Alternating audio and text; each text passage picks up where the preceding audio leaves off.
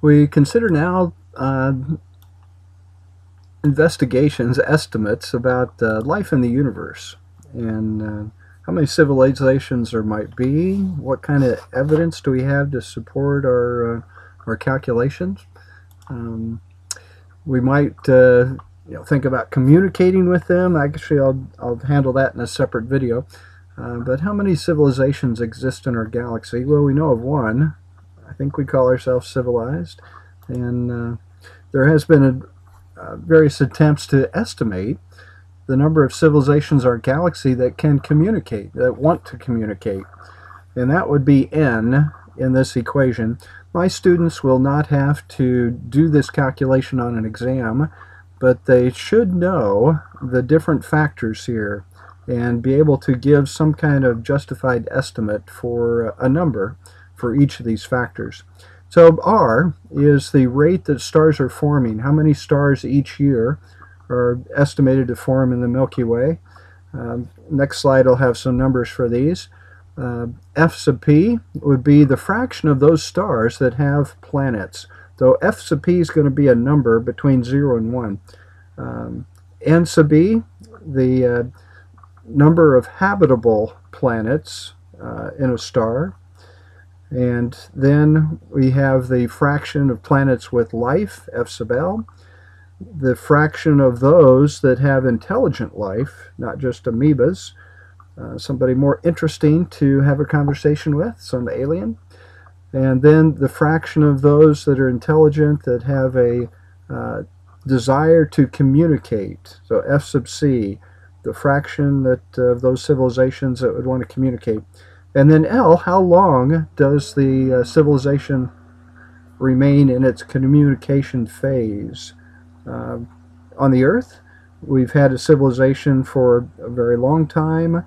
You could argue 3,000 years, 4,000 years, Egypt, Babylon, but only the last 100 years have we been having the ability to communicate with radio. So that's what we're looking at, called the Drake equation for Professor Drake, who proposed this calculation. So let's suppose that we have 5 stars per year forming. Let's suppose that half of the stars have planets. There is a complication for the binary star systems. It's a little harder to get stable orbits, but there are planets for binary star systems. What about the number of habitable planets, setting that to be 1? Our solar system probably has more than 1. Mars is probably habitable with adaptation. But let's just say 1 for being conservative, perhaps. Perhaps you think that's an overestimate. The fraction of habitable planets with life. Now here we get more speculation, and depends a little bit on your leaning towards whether you believe in evolution or you believe life formed on the Earth in a different way. So we're going to go into the scientific view on this in this video. So perhaps that's 0.5. If we have a habitable planet, it's got the liquid water, it's got nutrients, let's say 0.5 for life. And then that life developing to become intelligent, let's say 0.5 of the planets with life, then develop intelligent life. And then the fraction that have intelligent life, 0.5, want to communicate across the galaxy. And how many years do they last? Are they a stable civilization where they want to communicate? 100 years? 10,000 years? Many people use 10,000 years, so a million years. That gets into sociology on how long it would be before the civilization would have some catastrophic event that would end the civilization, or go hermit and decide not to communicate. But let's say 10,000 years. So I put those numbers, the numbers up above, into the Drake equation, and I came out with 3,125 communicating civilizations in our galaxy around other stars. 3,125. Well, many years ago, Fermi made a little paradox statement. If there are a lot of civilizations in our galaxy, where are they? Where is the evidence? We do not have firm evidence that advanced civilizations exist in our galaxy. Maybe we need to do more searching, and more searching will be done. But this is a rough estimate. If you bump these numbers up, you can get a tremendously big number, where there should be a communicating civilization in 20 light years away from us. Not a large distance in terms of radio signals, still a big distance in terms of spaceship travel. So you can adjust these and come up with your own value. There is an interactive link in my PowerPoint here. Just do a Google search for PBS Drake equation interactive, and you will get a nice little active HTML page where you can adjust the parameters and see how many civilizations you come up with. Well, we'd like to get a little firmer with our scientific, our guesstimates on the various factors in the Drake equation. So this is artwork. The planet orbits are too big here. It's not to scale. But can we find planets? So 1992, the first planet was discovered around a pulsar, but we're a little bit more interested in planets around main sequence stars. And that started in 1994 using the Doppler shift of the absorption lines of the star to detect a planet. Then there have been a couple of spacecraft looking for planets passing in front of a star and dimming down the light of the star very slightly, but detectable. So the transit method of detecting planets. These are the two major methods. And then there are some planets far from their star that we can take a picture of the image, not any surface detail, but we can get a point of light. Planets can, their gravity can change the brightness of a star that is more distant, kind of lines up. Periods of pulsars shifting around, indicating a planet object around them. So let's first take a look at this Doppler shift method. Gravity, the star pulls on the planet to make it move in its orbit. Newton's third law says that the planet also pulls on the star, and the star is not at rest in the middle of its solar system. The star is moving on a small orbit around a center of mass. It's not much motion, but it is detectable. Telescopes, astronomers manning those telescopes with sensitive equipment can detect a slight motion in the star moving around its orbit and deduce the masses and orbit sizes for planets, the orbit period for the planets in that system. So if it's a bigger Doppler shift for the star, it's going to be a more massive planet for the what's tugging on that star, and the variation timing back and forth for the absorption lines moving give an indication of the period of the planet and the size of its orbit. Then this method gives the best results if the planet is really large, has a big pull on its star, and then being in a small orbit makes the star's motion a little bit bigger as well. So the Doppler shift method is preferential in its finding planets, preferential towards the large planets.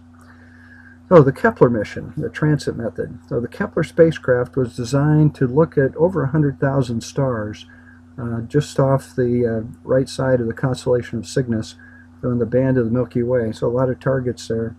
And went into operation. It's had some difficulties, but it's back in operation now. Let's take a look at some of the results. And again here, where the Kepler satellite's looking at in the disk of our galaxy. So this is data coming back from the Kepler spacecraft. As a small planet moves in front of a star, we get a small dip in the light. If the planet is bigger, we get a bigger dip. And the Kepler equipment is able to detect, even these small dips, Earth-sized planets blocking the star. Again, it's a little easier to detect. If the planet is bigger, you get a bigger dip.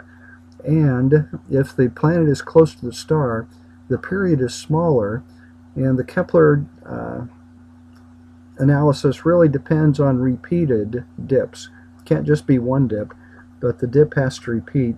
And the data has been coming in long enough now to detect repeated dips from planets that are, say, the Earth distance from the Sun, where it takes 365 days, not just a few days, to orbit the star. So where are we now with exoplanets?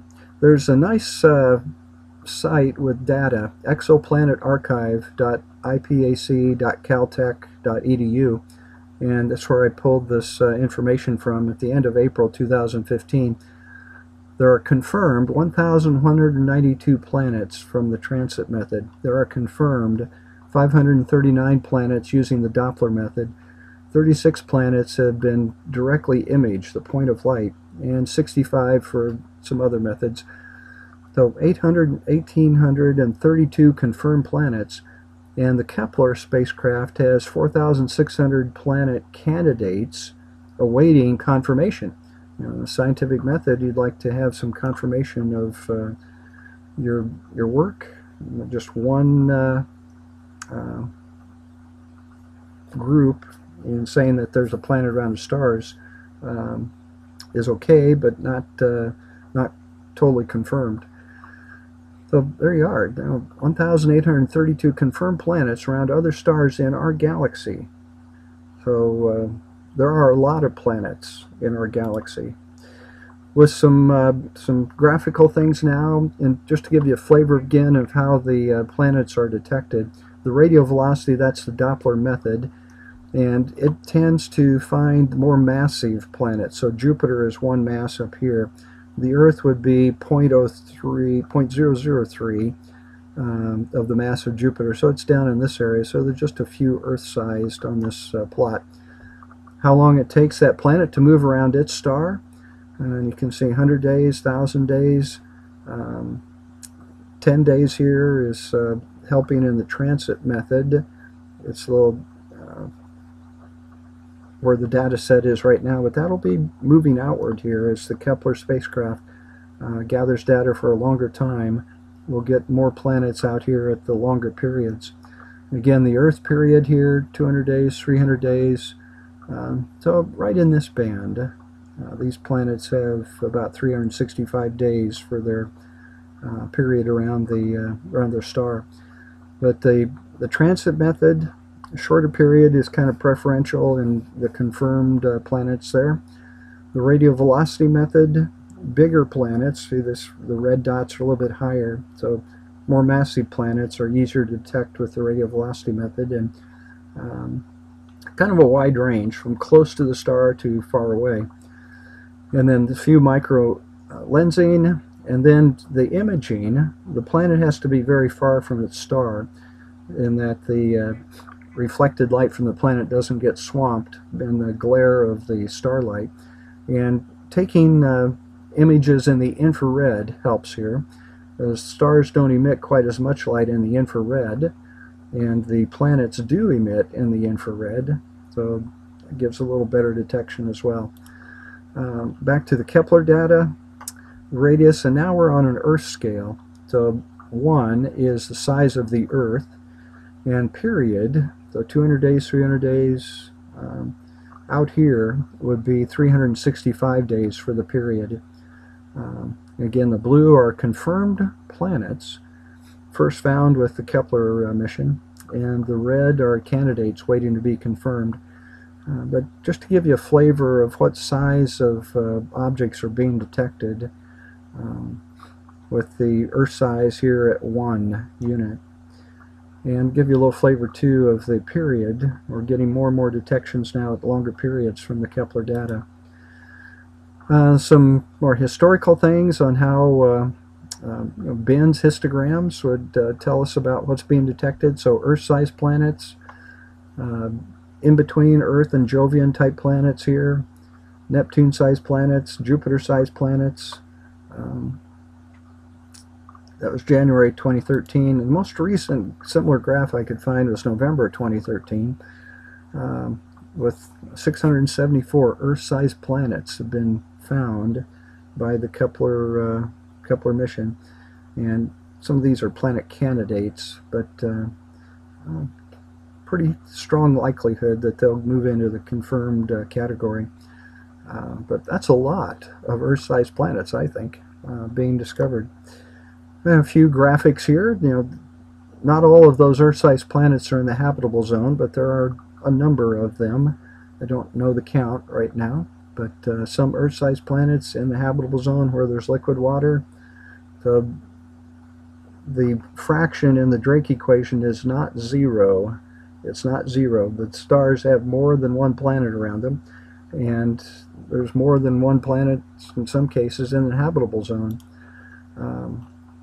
Giving a little idea of some of the sizes of some of these. Again, Earth over here.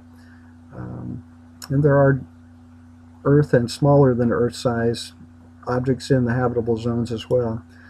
Here's the direct imaging being done here with Fomalhaut, a star in the autumn in the southeast. 2004, the glow of the planet was here. 2006, 2010, 2012, and it's forming an orbit around this star. It is in motion around this star. And the artifact here, that's removing the glare of the starlight. But there is direct imaging of planets around stars. And soon the steps will be both for the planets close to the star and these planets to try to investigate what type of atmospheres they have. Do they have biomarkers of oxygen showing up in the light from their atmospheres? That work is underway. Stay tuned for results. So we have this Drake equation that would estimate the number of communicating civilizations in our galaxy.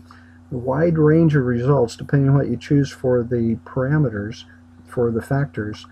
We are getting more solid evidence that planets do exist around other stars, and getting some indication of the sizes of those and how many are in the habitable zone.